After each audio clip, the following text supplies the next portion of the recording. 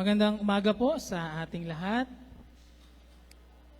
Pakibati naman ang iyong katabi. Maganda nga ba ang gising mo kaninang umaga?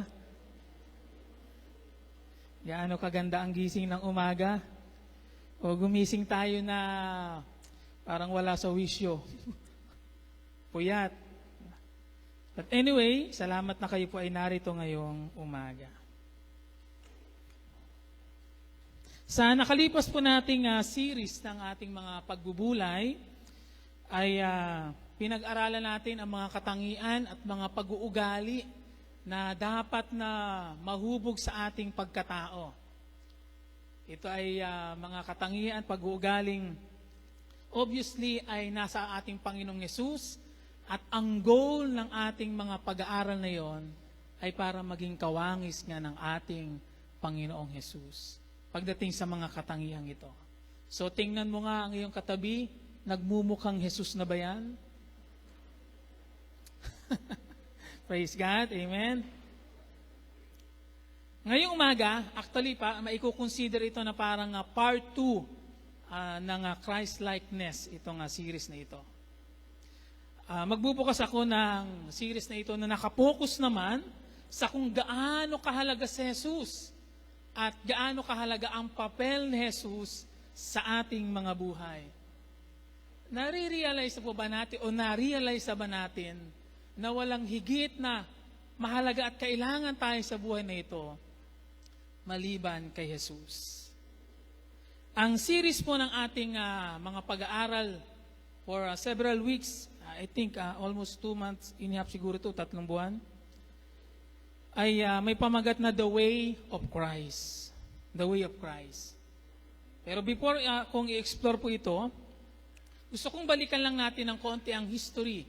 Kasi way back sa unang iglesia, especially sa Book of Acts, ang mga Kristiyano ay unang tinawag na mga Kristiyano sa Antioquia. And maybe some of you are familiar doon sa history na yon, sa part na yon sa Acts. At yung tawag na Kristiyano ay hindi self-claim na tawag ng mga mananampalataya. Ito ay mga pangalang ibinigay o pangalan o pagkakilala na ibinigay ng mga humahamak sa mga tagasunod ni Jesus. So yun, pangalang Kristiyano ay galing sa mga unbeliever in short. At yun ay paraan nila para hamakin ang mga mananampalataya, ang mga sumusunod kay Jesus.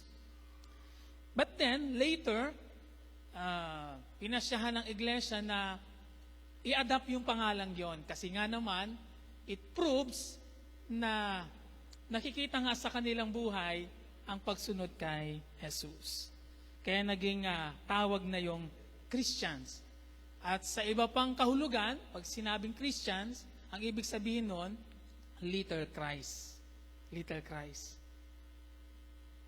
Pero bago yung katawagang Kristiyano po mga kapatid, mas kilala ang mga alagad o tagasunod ni Jesus doon sa tawag o katagang ang mga kabilang sa nasa ang daan. Ang mga kabilang sa ang daan, hindi man dating daan. Mga kabilang sa ang daan. Ito ay tumutukoy sa mga, literally tumutukoy sa mga tagasunod ni Jesus na iniwan ang dating aral at paniniwala na alam nila at pinasyahan nilang yakapin ang itinuro ni Jesus at sundan ang sumunod kay Jesus ayon sa inaasahan sa kanila. At merong ilang mga talata na pwede tayong tingnan para i-prove ang bagay na ito. Sa Gawa chapter 9 verse 2, gusto kong tingnan ninyo para hindi natin isipin na tayo ay nagagawa-gawa lamang. Sa Gawa chapter 9 verse 2 bilang mga ebidensya, ang sabi doon, ito'y panahong hindi pa nakukonvert si Pablo, kaya Saulo pa ang pangalan niya.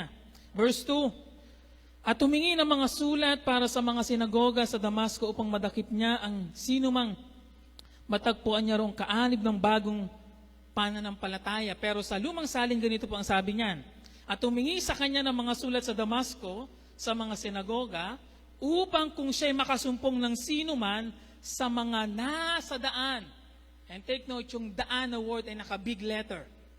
Sa mga nasa daan, maging mga lalaki o mga babae, ay kanya silang madalang gapos sa Jerusalem. Kaya yung ipinapahiwatig nito yung intensyon ni Saulo na mahanap itong mga sumusunod sa ang daan at sila ay mahuli, maigapos at maparusahan. And then, pagdating ng chapter 19, sa gawa pa rin, ito ay after na makonvert naman ni Saulo, naging Pablo na siya. Chapter 19, verse 9, gawa chapter 19, verse 9, ngunit may ilang nagmatigas sa kanilang di pananampalataya at nagsalita pa ng masama laban sa daan ng Panginoon. So, pumupunta na tayo doon sa daan ng Panginoon, sa harap ng kapulungan. Kaya't umalis sila roong kasama ang mga mananampalataya at sa paaralan ni Tirano, nagpatuloy ng pagpapaliwanag araw-araw.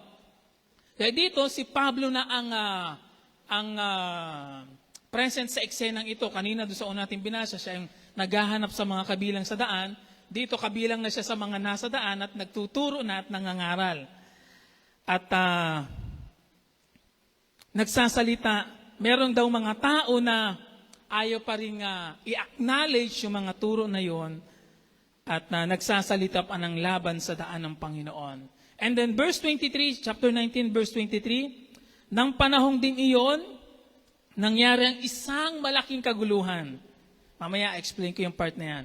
Dahil sa daan ng Panginoon. At yung pagtuturo na yun, tungkol sa daan ng Panginoon, ay nag-cause ng riot. Ito ay sa Epeso, yung specific place. And then chapter 22, verse 4, inusig ko at ipinapatay, nagkapatotoo si Pablo naman dito, ang mga sumusunod sa daang ito. Ipinagapos ko at ipinabilanggo sila, lalaki at babae. Kaya ito ilan sa mga talataan po, at ang karamihan ay nasa Book of Acts nga sa gawa, na kung saan ay makikita natin na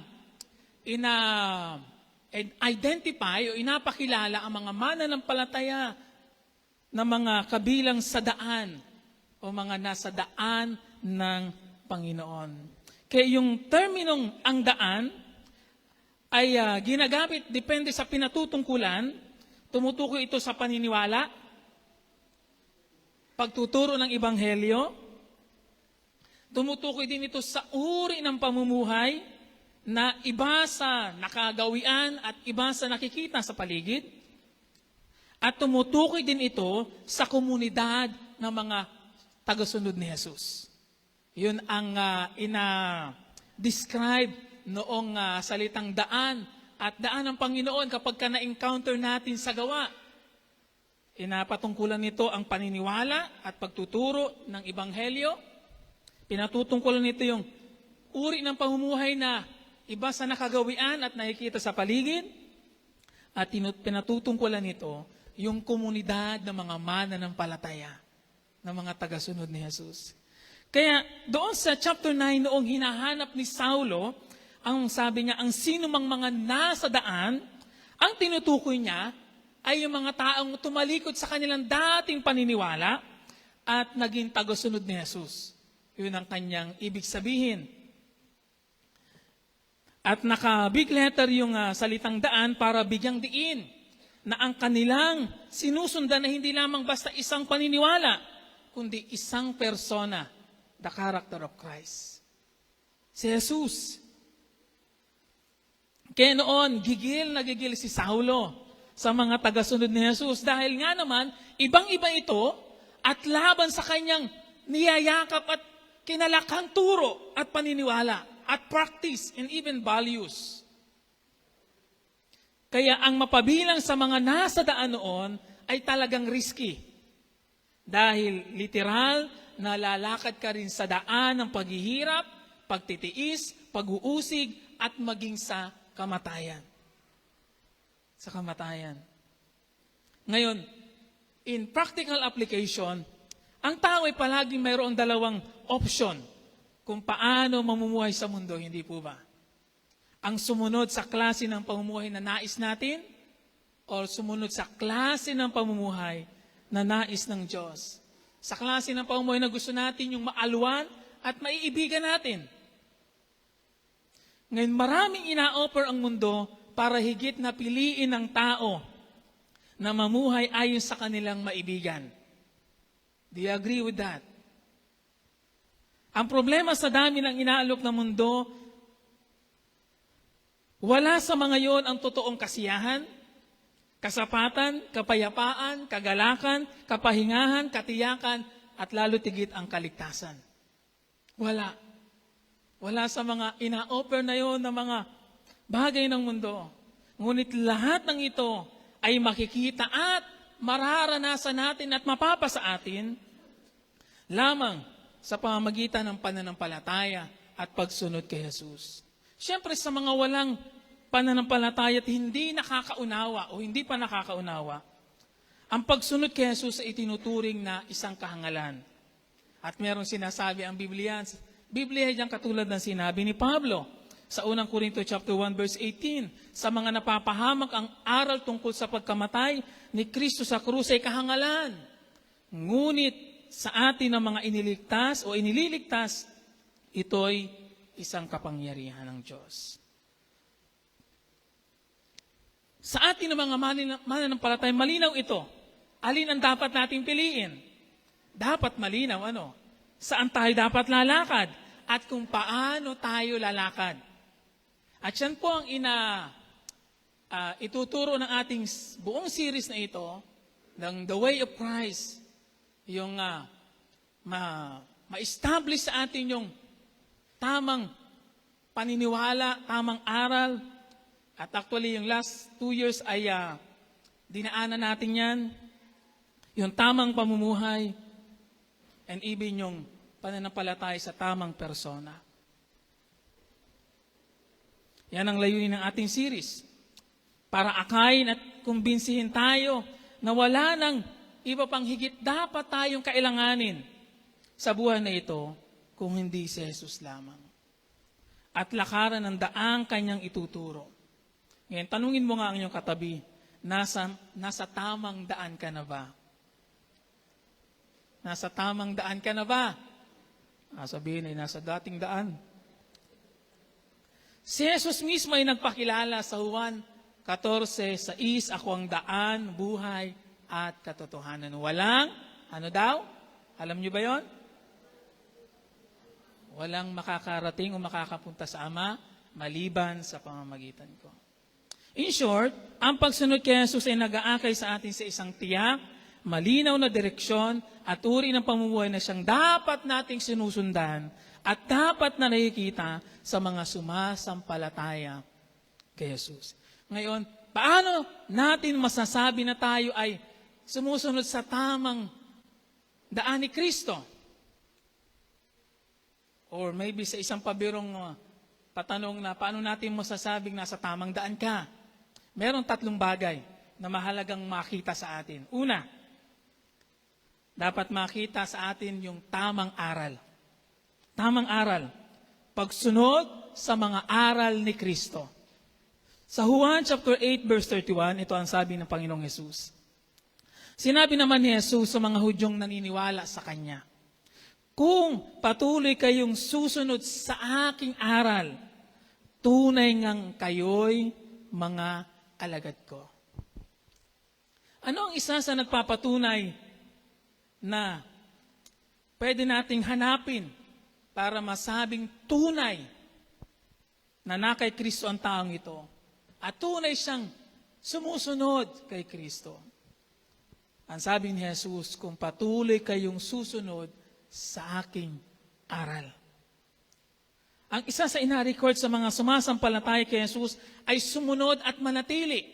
Dahil sa ibang version ng Bible, ginamit yung salitang ang mga mananatili o nananatili sa aking aral.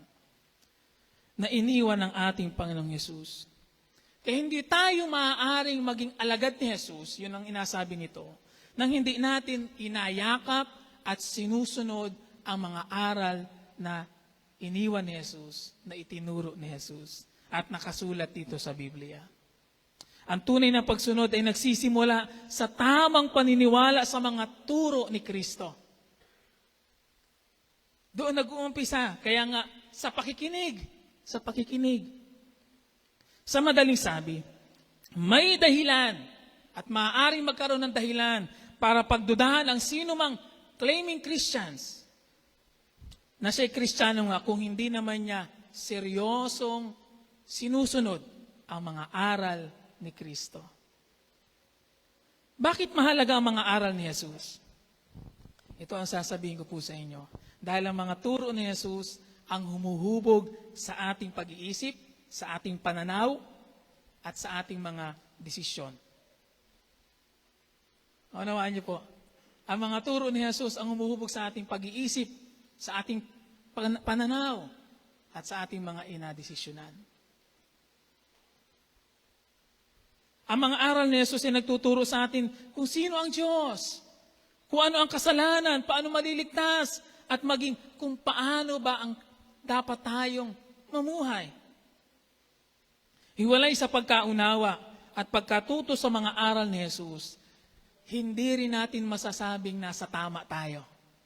Kung hindi natin alam ang aral ni Jesus at hindi natin ina-apply ang aral ni Jesus, hindi rin natin masasabing nasa tama tayo. Parang isang tao lang yan na nagbiyahe mula Manila patungong probinsya. May dala siyang mapa, pero maling mapa pala ang kanyang inasundan, ang kanyang hawak. Kaya kahit gaano siya kasipag magmaneho, maliligaw pa rin siya. Bakit? Maling mapa yung kanyang inatingnan. Ganito rin sa ating spiritual na buhay. Kung mali ang paniniwala, walang tamang aral, tiyak, mali din ang direksyon na inapatunguhan niya.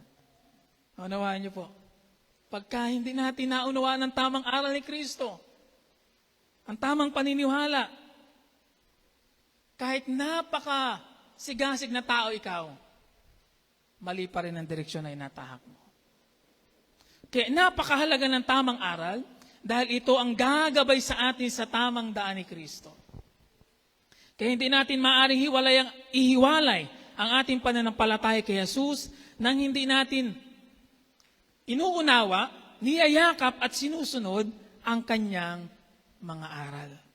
Dahil ang pananampalatayang Kristiyano, mga kapatid, ay hindi nakabase sa isang opinyon, sa isang kultura, kundi sa katotohanang ipinahayag ng ating Panginoong Jesus.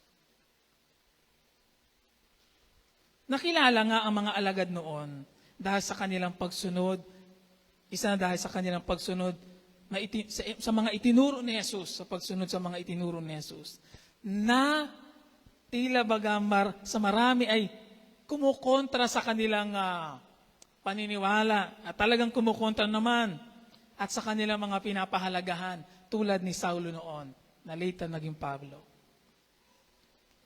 At ang isa nga sa pwede nating tingnan na patotoo sa Biblia ay yung eksena sa chapter 19 na binasa natin kanina. Tingnan nyo sa verse 27, Gawa chapter 19, verse 27, kung anong eksena doon. Masama, ito ay reaksyon ng isang tao na manggagawa sa templo ni Diana. Masama ang ibubunga ng aral na iyan. Nanganganib na magkaroon ng masamang pangalan ng ating hanap buhay.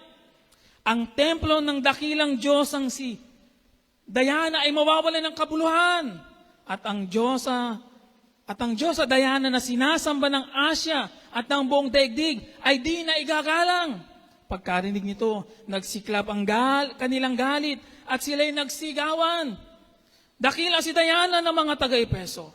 Kahit nagkagulo sa buong lungsod, kinaladkad nila sina Gayo at Aristarco, mga taga-Macedonyang kasama ni Pablo sa paglalakbay at sama-sama silang dumaluhong sa tanghalan.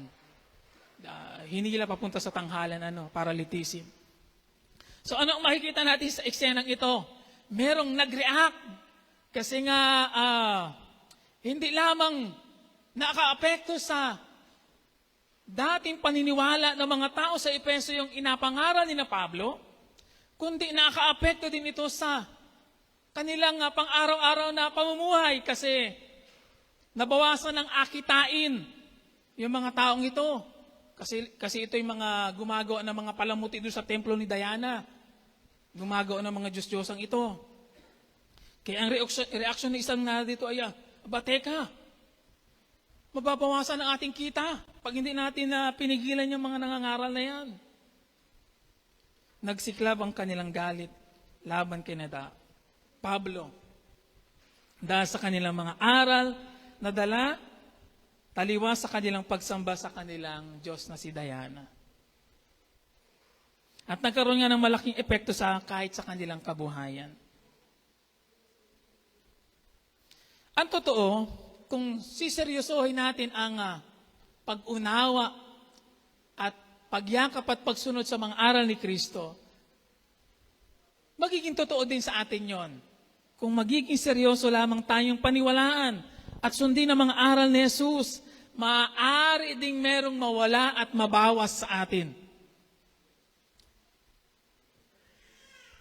Maaaring mabawasan ang kikitain mo dahil hindi ka na magtitinda paglinggo.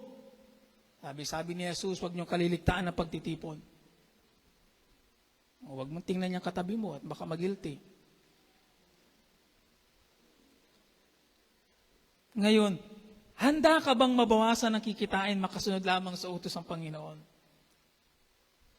Kung seryoso nating yayakapin ang mga aral ni Jesus, uhubugin ito ang ating buong pagkatao, yun ang sabi natin kanina. At pagpapahalaga. Nakikita niyo po ba na inasala ng mga aral ni Jesus ang ating mga pinaniniwalaan at pinahahalagahan sa buhay? Alin dito yung mga dapat alisin? Alin yung mga dapat panatilihin? O alin yung mga dapat totally i-erase na? Alin yung mga dapat mabago? Matindi ang naging pag-uusig sa mga mananampalataya noon, katulad ng example na ito. Dahil sa kanilang paniniwala at pagtuturo, kasi hindi lamang nila inunawa, pinaniwalaan ang aral ni Jesus, itinuro din nila yung aral na yun sa iba. O naman po ba natin yung process na nangyari? Pinakinggan, inunawa, niyakap, at kanilang itinuro din sa iba yon. Kaya marami ang mga nakaranas ng pag-uusig ng mga mananampalatayan. Lalo pa, kung babalikan natin ang background and history ng mga unang mga mangangaral na ito, mga alagad ni Jesus, hindi naman lahat sila ay mga Bible scholars. Katulad ni Pablo na mataas ang background sa pag-aaral. Ang karamihan sa kanilang mga ordinaryong mga tao, mga mangingista, katulad ni Pedro. Ano ba naman ang alam ng taong yun? Wala siyang anumang theological study o background para magturo ng mga ganong bagay. And yet, naging napaka-masigasig ng mga taong ito. Naging napakasipag. At alam naman natin sa Book of Acts kung gaano naging napaka-powerful ang kanilang mga pangangaral. Sila'y tunay na naglaan ng kanilang panahon, ng kanilang buhay, para ipangaral ang Ebanghelyo. Ituro at ipaunawa ito sa mga tao. Ngayon, napatunayan ba na sila yung mga alagad ni Jesus? Nagpapatunay ba yun na sila yung mga alagad ni Jesus? Obviously, oo. Dahil ikinamatay nila ang pagbabahagi at pagtuturo ng Ebanghelyo. Kahit parang sa alam ng marami, kahit na nakakasagasa ito sa paniniwala ng iba, kahit na parang kinukundinan nito ang dating alam ng iba at pinapahalagahan nila, hindi sila tumigil na ibahagi at ituro ang dapat na marinig ng mga tao tungkol kay Kristo at sa aral ng ating Panginoong Yesus. Dahil merong malinaw na bilin si Jesus sa mga alagad at bilin din sa atin. And you are so familiar sa talatang ito. Sa Mateo chapter 28 verse 19. Can you please read with me itong verse na ito? Basahin natin ng sabay-sabay. 1, 2, 3, go. Kaya humayo kayo at gawin ninyong alagad ko ang lahat ng bansa. Bautismuhan ninyo sila sa ngalan ng Ama at ng Anak at ng Espiritu Santo. At turuang sumunod sa lahat ng ipinag-utos ko sa inyo. Tandaan ninyo, ako'y laging kasama ninyo hanggang sa katapusan ng sanlibutan. Ano ang kasama sa huling bilin ni Jesus sa mga alagad? Turuang sumunod sa lahat ng ipinag-utos ko sa inyo. Kaya lahat ng marirecall nila na sinabi ni Jesus, itinuro ni Jesus, inaral ni Jesus sa kanila, yan man ay by teaching, by example, yun ang bilin sa kanila ni Jesus. Ituro nyo ito. Siyempre, ang pangunahin dyan yung Ebanghelyo. Lahat ng ipinag-utos ko sa inyo. Kaya malinaw ang bilin ano po. At the same na bilin din sa atin. Ituro ang lahat ng kanyang ipinag-utos. At gayon nga ginawa ng mga alagad. Sumunod sila sa bilin na ito. Kaya ang mga alagad ni Jesus noon ay nakilala dahil sa kanilang pagsunod sa mga aral ni Jesus at sa kanilang masipag at masigasig na pagtuturo nito sa mga tao. Kahit na ang nakataya ay ang kanilang buhay. Parehong mahalaga, hindi po ba? Kinakailangan munang makumbinsi ka sa aral ni Jesus, maniwalang ito ang tama, ito ang totoo, at ituro mo din naman sa iba. Dapat ay nakikilala din tayo sa ating pagsunod sa aral ni Jesus. At pagkatapos ay ituro ito sa iba. Kaya kung ito ang ating assignment, ito ang bilin sa atin, ito ang dapat nating ginagawa, kailangan nating alamin, kailangan nating aralin, kailangan nating unawain ang mga aral ni Jesus. Sundin ito at maituro naman ito sa iba. Mahirap magbahagi at magturo ng bagay na hindi mo alam at nauunawaan. Hindi mo maituturo ang isang bagay na dapat ituro kung ikaw mismo hindi mo alam at hindi mo naunawaan kung anong dapat ituro. Isipin niyo po, just an example, may natanggap kayong message galing sa inyong boss. Merong isang importanteng instruction. Alam niyo naman, pagka-boss ay hindi dapat son lamang yan, dapat ay ina-reactionan agad. So, ang message nitong boss ay ganito. Team, bukas ang meeting ay ililipat sa alas 9 ng umaga. Hindi alas 10. Kasi yung normal meeting nila 10 a.m. So ililipat ng 9 a.m. Dalhin ang updated report at siguraduhin na nakaprint ng 2 kopya yung report ninyo. Ang mag-lead ng pagpipresent ng report ay si Mark. So yun ang message let's say sa GC. Ngayon, meron 2 tao at 2 reaksyon. Yung unang tao, it's either hindi binasa or minadali ang basa. May mga taong nakita alam niyo, may mga taong nakita lamang na may nag-pop up na notification, binasa lamang isang portion ng message, and then yun na din ang ipinasa. At ang nakita ang ginawa nga, nung nag-pop up yung message, hindi binasa ng ayos, ang nabasa lamang niya ay team, meeting bukas. O yun lang kanyang pinansin. Team, meeting bukas, and end of the story. Ipinasa niya ang message, at ang sabi niya, guys, may meeting bukas. Dali niyo ang report. Ano ang pwedeng maging resulta? What do you think ang possible na maging result? Team, may meeting bukas, dali ng report. Pwedeng resulta may madating ng 10 a.m. Kasi ang alam nila ay 10 a.m. Sabi nila, on time ako, ay late pala. May darating na walang printed copies. Soft copy lang po ang nasa cellphone ko. Kaya in short, magkakagulo. Bakit? Kasi hindi na inintindi ang message. Pero ano yung pangalawang tao na yun ang dapat? Binasa at inintindi. Ito yung tipo ng tao na hindi lamang nagbasa, nag-highlight pa. May color coding pa yan. Basang-basa, binasang mainam, inintindi, ununawa kung ano yung message. Kaya ano ang resulta? Dumating ng mas maaga, before 9. May dalang printed copy, 2. At si Mark, na naka-assign mag-report, naka-tuxedo pa. Ready. Kaya lahat ay maaga. So anong gusto nating puntuhin doon? Kung gusto nating maayos na maipasa sa iba ang aral ni Jesus, dapat tayo muna ang unang nakakaunawa, nakakaintindi ng aral ni Jesus.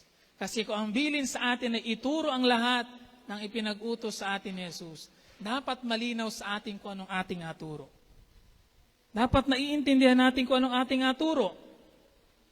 Dahil hindi mo maipapasa ng tama ang hindi mo muna naintindihan.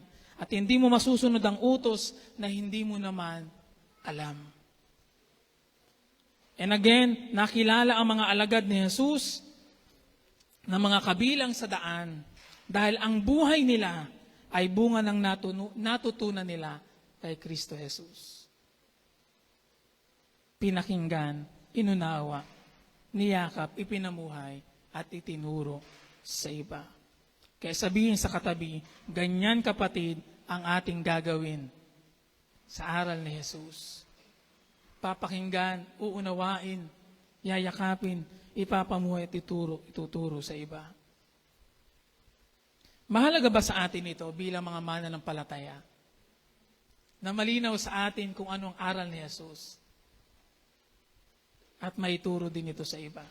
Dahil kung hindi malinaw sa atin kung anong aral ni Jesus, parang ang hirap din namang ipagtanggol ang pananampalatayang meron ka kay Kristo Jesus. Pangalawa, mahalagang makita sa atin din yung tamang pamumuhay. Kaya tamang aral, pangalawa yung tamang pamumuhay. Pagsunod na nakabase sa halimbawa ng pamumuhay ni Kristo. Sabi sa unang Juan, chapter 2, verse 6, ang nagsasabing nananatili siya sa Diyos ay dapat mamuhay tulad ng pagkapamuhay ni Jesucristo. Ulitin ko, ang nagsasabing nananatili siya sa Diyos ay dapat mamuhay ng tulad ng pagkapamuhay ni Jesucristo. And then another verse, sa unang Pedro chapter 2, verse 21, ang pagtitiis ng hirap ay bahagi ng pagkahirang sa inyo ng Diyos. Sapagkat nang si Kristo ay magtiis para sa inyo, binigyan niya kayo ng halimbawang dapat tularan. Binigyan niya kayo ng halimbawang dapat tularan. Hindi lamang nagturo si Jesus, ipinakita din niya kung paano mamuhay. Binigyan niya tayo ng halimbawang dapat tularan. Kaya ano ang ina-impose noon? Hindi lamang si Jesus naging guro sa mga alagad niya, naging isa rin siyang huwaran sa kanyang mga alagad. Mahalaga ba yun mga kapatid? Hindi ka lamang magiging guro, magiging huwaran ka din ng inaturo mo. At yan ang makikita natin kay Jesus. Siya ay naging guro sa kanyang mga alagad, itinuro ang dapat maunawaan ng kanyang mga alagad, but at the same time, siya ay naging isang huwaran para sa kanyang mga alagad.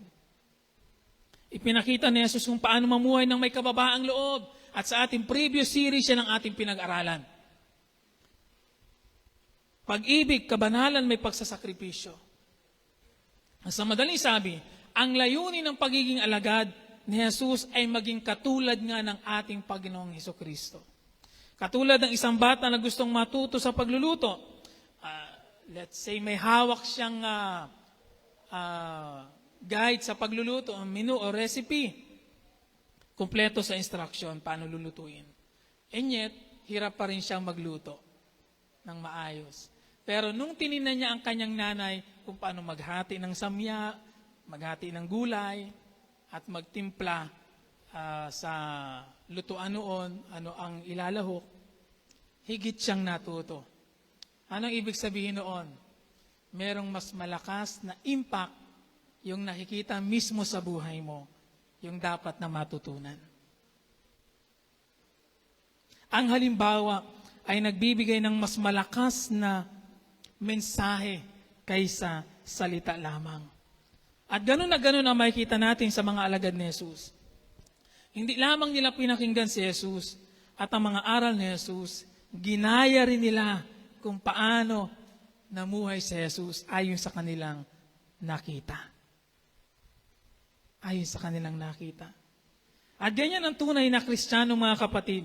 Hindi lamang tayo natututo sa mga aral, natututo rin tayong mamuhay ng tama sa pamamagitan ng paggaya kay Jesus. Kung hindi rin naman ang klase ng pamumuhay ni Jesus ang ating tinutularan, what's the sense na tinatawag natin ang ating sariling mga Kristiyano? Kaya nga ang sabi ni Pablo, tularan niyo ako kung paano tinutularan ko si Jesus. Nasabi ni Pablo yon, hindi para magmayabang, kundi dahil actual na tinularan niya si Jesus. At meron na siyang right at that time na sabihin, tularan niyo din ako kung paano tinularan ko si Jesus. Dahil yung tutularan niyo, nakita niyo sa akin, makikita niyo sa atin, ay siya ding nakita ko kay Jesus. Mga kapatid, ang buhay ni Kristo ang ating blueprint. Hindi lang natin dapat na tinatanong ano ang sinabi ni Jesus, dapat din nating tinatanong paano ba namuhay si Jesus. Hindi lang ano ang sabi ni Jesus, kundi paano ba pinractice ni Jesus ang isang bagay. Alam ni Jesus na hindi sapat na ituro lamang niya ang dapat maunawaan ng kanyang mga alagad. Kaya for 3 years, hindi lamang pagtuturo ang kanyang ginawa, pagsiset ng example, pagmumodelo. Kailangan niya magpakita ng intentional na halimbawa at mag-set ng standard kung paano maging isang mabuting alagad. Kaya kahit ang Panginoong Yesus ay naging intentional na magpakita ng mga halimbawa para tularan ng kanyang mga alagad. At maaaring, hindi lang maaari, yun din ang habon sa atin, na maging intentional tayo sa ating mga halimbawang ipapakita.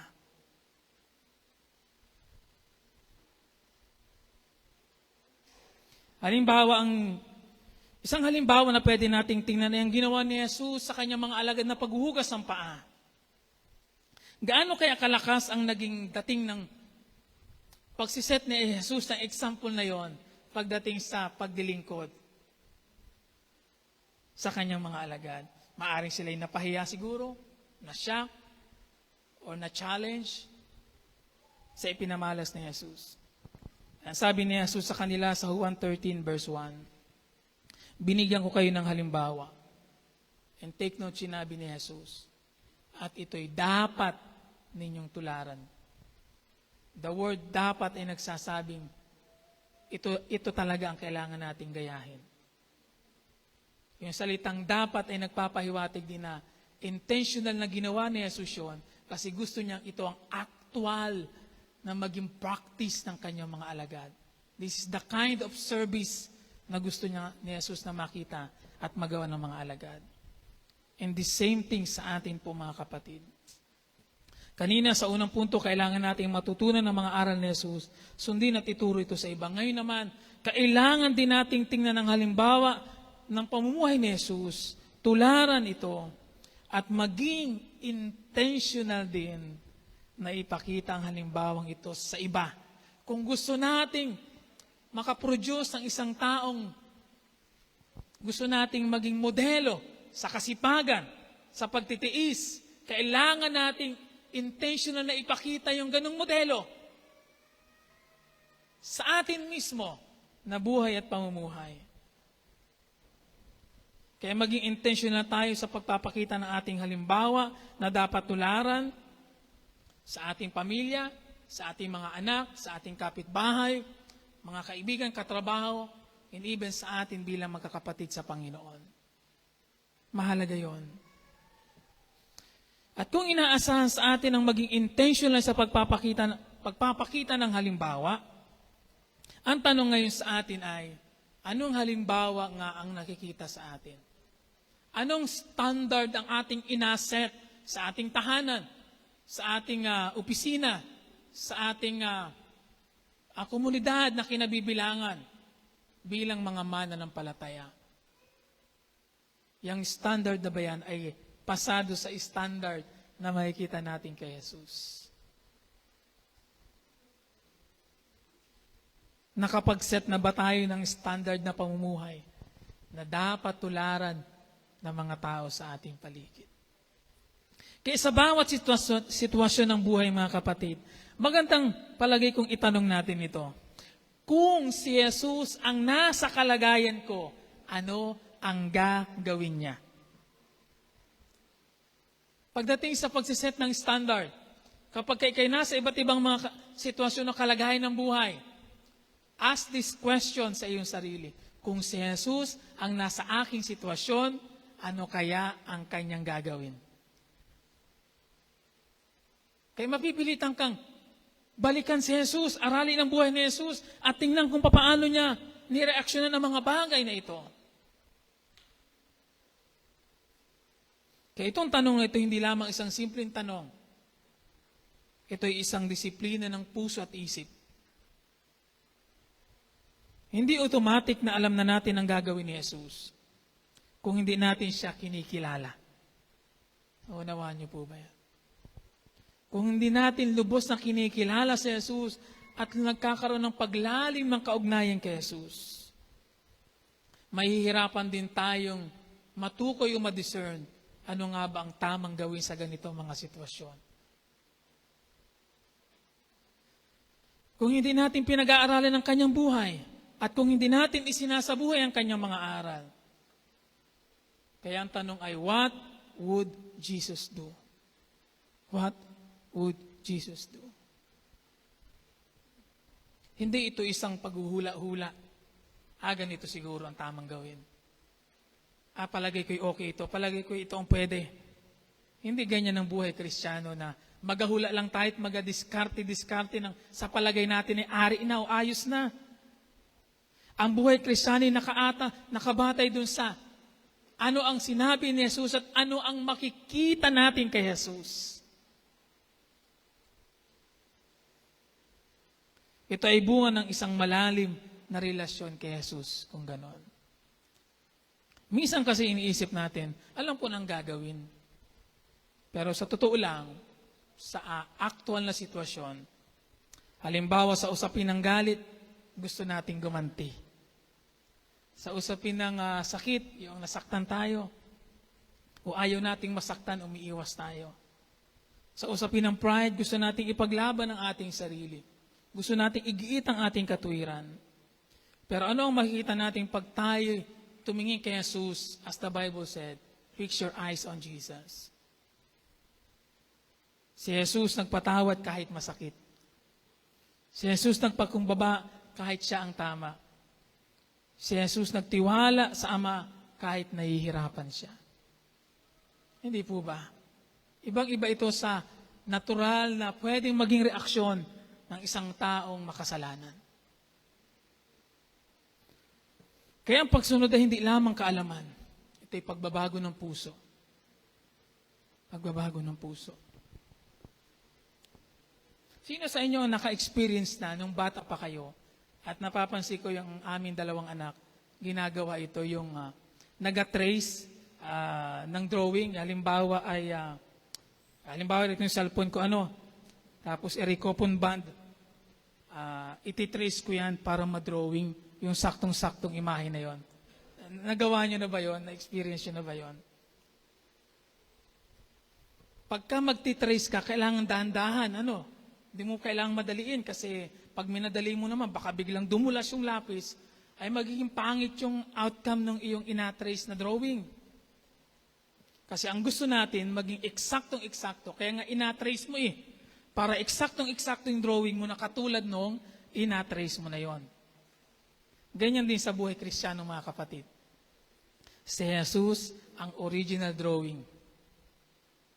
Tayo ang nagtitrace sa Kanya. Hindi natin iniimbento ang buhay Kristiyano. Sinusundan natin ang buhay ni Kristo. Nag-gets niyo po ba yon? Hindi tayo nag-iimbento ng buhay Kristiyano na ganito yan, ayos na yan. Sinusundan natin yung actual na buhay at halimbawa ni Kristo. Hindi natin pinapatamaan ang buhay sa ating sariling diskarte. Tinitingnan at inaalam natin ano ang halimbawang ipinakita ni Jesus sa ganitong sitwasyon. Dahil kung hindi mo titingnan ang original, tiyak na mali o iba ang kalalabasan ng iyong inatrace. At hindi rin magandang inamadali ang pagtitrace dahil posibleng maging magulo ang resulta. Kaya kailangang maingat, inaunawa, inaintindi para tiyak na maging ayon dun sa original ang kalalabasan din. Mga kapatid, hindi tayo tinawag para mag-imbento ng sariling paraan ng pamumuhay. Tinawag tayo para sundan ang yapak ng ating Panginoong Hesus. Huwag tayong mag-imbento. Alam niyo po yung mga pag-iimbento kung paano mamuhay at magdiskarte ng sarili, yan ang mga taong walang alam sa aral ni Jesus at hindi kinikilala si Jesus. Pagka hindi mo talaga alam ang aral ni Jesus at kinilala si Jesus personally, talagang ang tukso ay mag-imbento ka ng sarili mong diskarte. Patatamaan mo ang buhay sa sarili mong diskarte. Gagawin mo ang mga bagay na malayo sa kalooban ng Diyos. At yan ay proven na. At maaring bawat isa sa inyo ay pwedeng magpatotoo nun. Mga kapatid, tandaan natin, ang daan po ni Kristo ay buhay na ginagaya at hindi lamang din aral na alam. Mahalaga yon. Pero kailangan din nating gayahin ang buhay ni Jesus. Kaya kung hindi ka namumuhay sa pagsunod sa halimbawang iniwan ni Jesus, baka kailangan mo o kailangan nating tanungin ang ating sarili. Tama bang tawagin ko ang sarili kong Kristiyano kung hindi ko naman sinusundan ang buhay ni Jesus? Kaya malaki ang hamon sa bawat isa sa atin ngayon. Dahil hindi sapat na may alam ka lang tungkol kay Jesus. Kailangang ipinapamuhay mo ang buhay ni Jesus. Pangatlo, ano nga ang una na mahalagang makita sa atin? Yung tamang aral, yung tamang pamuhay, at pangatlo, mahalagang makita sa atin yung tamang persona. Pagsunod ng buo kay Kristo. Buksan niyo ang inyong Biblia sa 2 Korinto chapter 3 verse 18. Tingnan natin ang nasabi ni Pablo sa 2 Korinto chapter 3 verse 18. Ang sabi doon, at ngayong naalis na ang talukbong sa ating mukha, tayong lahat ang nagiging sinag ng kaningningan ng Panginoon. At ang kaningningang iyon na nagmumula sa Panginoon, na siyang Espiritu ang bumabago sa ating anyo upang maging lalong maningning hanggang sa maging mistulang, ano daw? Larawan niya. Ay natukoy na niya ay si Jesus. What a very powerful verse pagdating sa ating mga mananampalataya. Kaninong persona ang nakikita sa atin? Kay Jesus ba? O sa ating mga sarili pa ring pagkatao? Ito ang kabuuan ng Way of Christ series, mga kapatid. Hindi partial, kundi buong pagsunod kay Kristo Jesus mismo. Hindi ito pagsunod lamang sa isang paniniwala o aral. Hindi ito pagsunod lamang sa isang halimbawa. Ito'y pagsunod sa isang persona. At yun ay si Jesus. At ang sabi ng Biblia, sabi ni Jesus, mula sa labi mismo ng ating Panginoong Jesus, sa Lucas chapter 9 verse 23, kung ibig ninumang sumunod sa akin, limutin niya ang ukol sa kanyang sarili, pasanin ang krus at sumunod sa akin. Pasanin araw-araw ang kanyang krus at sumunod sa akin. So, i-connect natin ito sa sinabi ni Pablo. Ngayong alis ng talukbong sa inyong muka, tayong lahat ay nagiging sinag ng kaningningan ng Panginoon. Yung sinabi ni Jesus ay kailangan munang unang mangyari sa atin para maging tunay na sinag tayo ng kaningningan ng Panginoon. And eventually, ang sabi niya, hanggang sa maging mistulang larawan niya ni Jesus. Kailangan nating masunod itong sinabi ni Jesus sa Lucas chapter 9 verse 23. Kailangan nating limutin ang mga bagay na ukol sa ating sarili. At ang ibig sabihin ng mga kapatid, it requires complete obedience. Ang pagsunod kay Kristo hindi kalahati lamang. Ito'y pagsusuko ng lahat sa ating buhay. Limutin ang sarili. Kaya hindi na ito tungkol sa ating mga pinaniniwalaan o pinahalagahan. Hindi na ito tungkol sa ating mga gusto. Hindi na ito tungkol sa ating sarili. Tungkol na ito kay Jesus. Sa kanyang sinabi, sa kanyang ipinakita, at sa kanyang pagkatao. Para masabing may ganap tayong pagsunod, kailangan pareho nating ginagawa yung dalawang unang punto. Kailangan makita yung tamang aral at kailangan makita yung tamang pamumuhay. Hindi pwedeng aral lamang pero walang pagbabago ng buhay.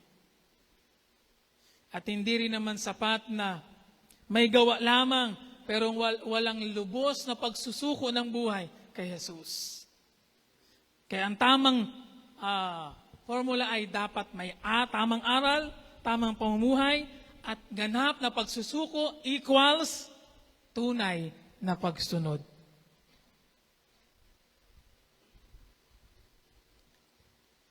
Ang aral na walang gawa, ano ang pwedeng maging resulta? Parang relihiyon na walang laman.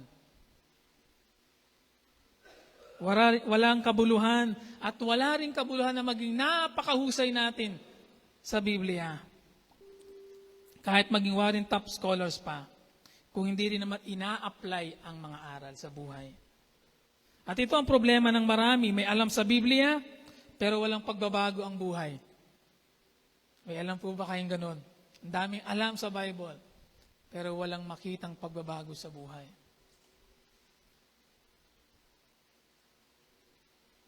Ganon din naman sa gawa lang, pero kulang sa tamang aral.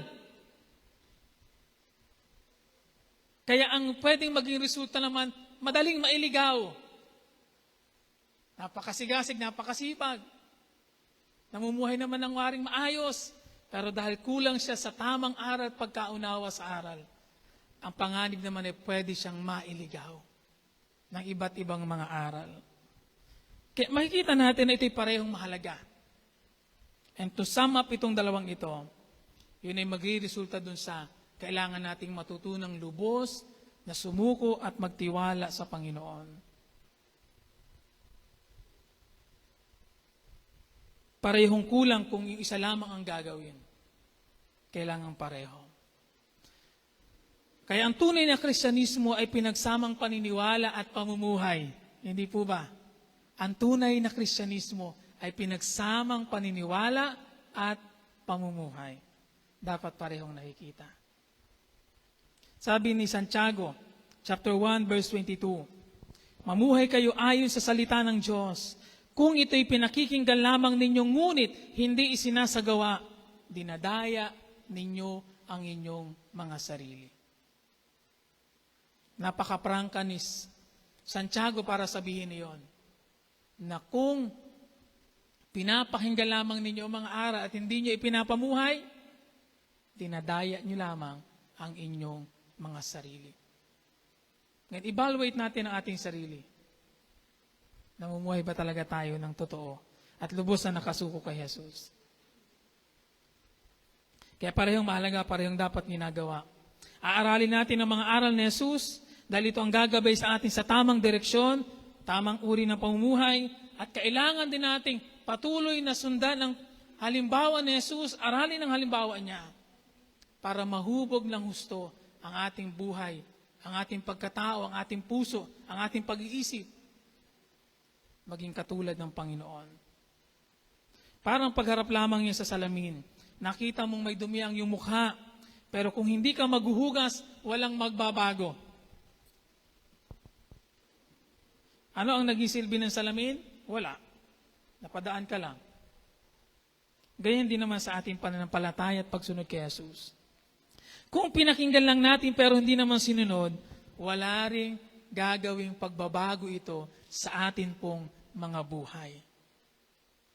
Nananalamin tayo sa pamamagitan ng salita ng Diyos para makita ang ating totoong kalagayan. Kung ano ang nakita natin sa salamin, yun ang ating babaguhin, yun ang ating aayusin. At kasabay noon, tumitingin tayo sa buhay ni Jesus, paano ba siya kumilos, paano siya nag-isip, paano siya nag-react sa mga sitwasyon. Kaya sa pagsunod kay Jesus, kailangan may lubos sa pagyakap, pareho sa dalawa. Ngayon, ano ang dulo nito? Isang ganap na pagsusuko ng buhay kay Jesus at pagsunod sa hinihingi ni Jesus. Katulad ng sinabi ni Pablo sa Galatia chapter 2 verse 20, at kung ako may buhay, hindi na ako ang nabubuhay, kundi si Kristo ang nabubuhay sa akin. Again, it's about reflection. Sino ang nag-reflect sa buhay natin? Sino ang nakikita na sa buhay natin? Is it you or ang Panginoong Jesus na? Hindi na ako ang nabubuhay, kundi si Kristo na ang nabubuhay sa akin. Hindi ba kung magiging matapat tayong gawin pareho ang dalawang naunang punto? Ito talaga ang dulo noon. Hindi na ako ang nabubuhay, kundi si Kristo ang nabubuhay sa akin. Kaya ang pagsunod po mga kapatid kay Jesus ay hindi lamang paghanga kay Jesus, kundi ganap na pagsusuko ng lahat ng ating buhay kay Jesus. The question is, naisukong na ba ang lahat? Susuko natin ang ating maling paniniwala, maling pagpapahalaga, susundin ang turo ni Jesus. Babaguhin natin ang ating mga kilos, reaksyon, pag-uugali, pananaw, katulad ng kay Jesus. Dahil ang goal ay si Jesus. Ang goal ng buhay ay si Jesus. Ang goal ay maging katulad si Jesus. Sabihin mo nga sa iyong katabi, ang goal natin ay si Jesus. Ang goal ay mag-reflect sa ating buhay si Jesus. At ganyan ang makikita natin sa mga unang tagasunod ni Jesus. Bakit sila tinawag na kabilang sa mga nasa ang daan? Dahil ina-reflect ng kanilang inagawa, ng kanilang inapamuhay, ng kanilang inaturo, ang kanilang lubos na pagsusuko at pagtitiwala kay Jesus. Kaya hindi lamang dahil sa kanilang intentional na pagtulad sa halimbawa ni Jesus, kundi dahil sa malinaw sa mga alagad noon na sila'y sumusunod sa isang persona at hindi sa isang opinyon, ideya, or kultura lamang. Tulad ng sinabi ni Jesus kanina sa binasa nating verse. O sa John 14:6, ako ang daan. Ako ang daan. Ano ang ina-impose noon? Ako ang daan ay hindi isang paniniwala lang, basta paniniwala lang. Ako ang daan ay hindi isang opinion lamang. Ako ang daan ay hindi isang relihiyon. Ang ako ang daan ay isang persona na dapat sinusunod at dapat naghahari sa ating buhay. Ang ating sinusundan, kaya ito ang kahulugan ng pagsunod kay Jesus, may kasamang pakikipagrelasyon, may kasamang paghahari ni Jesus. Hindi sapat na alam mo ang katotohanan, dapat may ganap na pagsuko sa persona.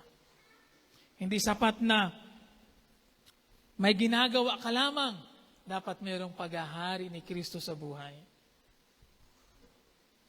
Kaya hindi lamang natin ginagaya si Jesus externally, dapat pinapahintulutan din natin siyang mabuhay sa atin internally. Unawaan niyo po ba yun?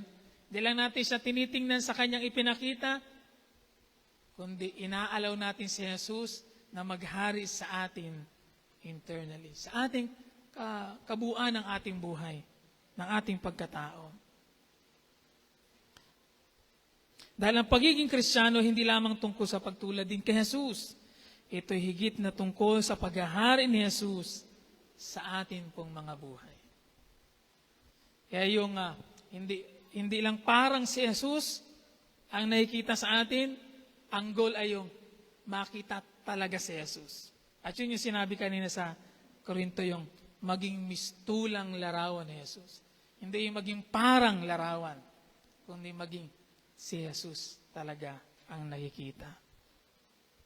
Kaya sa dulo po ng ating paglalakbay pananampalataya ito, hindi lang isang lugar ang gusto nating marating, kundi makatagpo si Kristo sa dulo. Hindi po ba? Sa dulo ng paglalakbay ng ating pananampalataya, ang goal natin hindi lang marating yung lugar. Ang goal natin ay ma-meet si Kristo personally. Malinaw na po ba sa atin ngayon mga kapatid, na tayo sumusunod hindi lamang sa paniniwala. Sumusunod tayo hindi lamang para basta gayahin ang isang halimbawa. Sumusunod din tayo para lubos na ibigay ang lahat at ipagkatiwala sa paghahari ni Jesus ang lahat sa ating buhay. Kaya ang Kristyanismo ay hindi lamang about Jesus, ang Kristyanismo ay tungkol din sa with Jesus. Nag-gets niyo po ba yun? Ang Kristyanismo hindi lamang tungkol doon sa about Jesus, yung aralin natin si Jesus. Ang Kristyanismo ay tungkol doon sa with Jesus, yung maging kasama lagi natin si Jesus sa buhay nito. Parang GPS. Pwede mong tingnan ang mapa, aralin ang ruta, kasi kabisaduhin ang direksyon. Pero iba pa rin kapag may kasama kang driver na kabisado ang daan. Mas sigurado, mas panatag ka, mas tiyak ang direksyon mo. Kasi yung GPS namamali minsan. Kaya si Jesus ay hindi lang nagbibigay ng mapa. Siya ang kasama mong magdadrive ng buhay mo. Kaya sabihin mo sa iyong katabi, ibigay mo na ang manubela kay Jesus. Siya na ang mag-drive ng iyong buhay. Sa aking pagtatapos, ang daan ni Kristo nga hindi madali. Pero ito ang tamang daan. Ito ang daan ng sakripisyo, daan ng pagsunod at daan ng tunay na buhay. Ang daan ni Kristo ay maaaring mahirap. Pero ito lang ang tanging daan na maghahatid sa atin sa tunay na buhay. Wala nang iba. Dahil hindi lahat ng madali ay tama at hindi rin naman lahat ng mahirap ay mali. Itatanong ko ulit, nasa tamang daan ka na ba? And when I say kung nasa tamang daan ka na ba, ang gusto ko talagang sabihin ay, nasa tamang paniniwala ka na ba? Nasa tamang pamumuhay ka na ba? Nasa tamang persona ka na ba? O sa biro ng iba, nasa tamang tao ka ba? Ang dulo ng daan ni Kristo ay hindi pagkatalo mga kapatid. Mahirap ang pagdaan, pero hindi pagkatalo ang naghihintay. Buhay na walang hanggan. Ang sabi sa Gawa, chapter 2, verse 28, itinuro mo sa amin o sa akin ang mga landasing patungo sa buhay, dahil sa ikaw ang kasama ko, ako'y mapupuspos ng kagalakan. Malinaw ang sinasabi ng talata, ang daan ng buhay ay hindi natutuklasan. Ito ay itinuturo at ipinapakita. Sa English, you have shown me the paths that lead to life. Hindi natin kayang hanapin ang tamang daan sa sarili nating karunungan. At hindi ito basta natutuklasan lang. Ito ay ipinapahayag ng Diyos. Pinapaunawa ng Diyos. At sa ating patuloy na paglalim sa kaugnayan ng Diyos, the more na nagiging clear sa atin ang mga bagay sa buhay. Again, maraming daan. Pero ang daan ng buhay ay iisa lamang. Maraming pwedeng options. Pero isa lamang ang tama. At yun na yung kay Jesus. Daan ng kasiyahan, daan ng tagumpay, daan ng sariling pangarap, lahat ng yan pwede natin pagpilian. Pero ang daan ni Jesus, ang dapat nating higit na pinipili sa buhay. Bilang mga mananampalataya. Kaya ngayon ang ating challenge ay, mamimili lang tayo. Kanino ang susundan mo? Aling daan ang pipiliin mo? Pipiliin mo bang sundan ang daang itinuturo ni Jesus?